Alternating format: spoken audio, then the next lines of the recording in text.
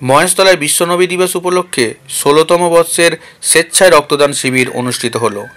Maheshtala মেহমনপুর unique boys ক্লাবের উদ্যোগে বিশ্ব নবী দিবস উপলক্ষে ১৬তম বর্ষের স্বেচ্ছায় রক্তদান শিবির অনুষ্ঠান অনুষ্ঠিত হলো। প্রায় ৬০ জন পুরুষ ও মহিলা স্বেচ্ছায় রক্তদান করেন। এছাড়াও বিনামূল্যে স্বাস্থ্য পরীক্ষা করা হয়। প্রায় ১০০ জন দুস্থ মানুষের হাতে তুলে দেওয়া হয় শীতবস্ত্র, পড়ুয়াদের দেওয়া হয় স্কুল ব্যাগ, খাতা ও পেন্সিল। অনুষ্ঠানের শেষ দিনে বিশ্বনবীর স্মরণে ইসলামিক জলসাও হয়।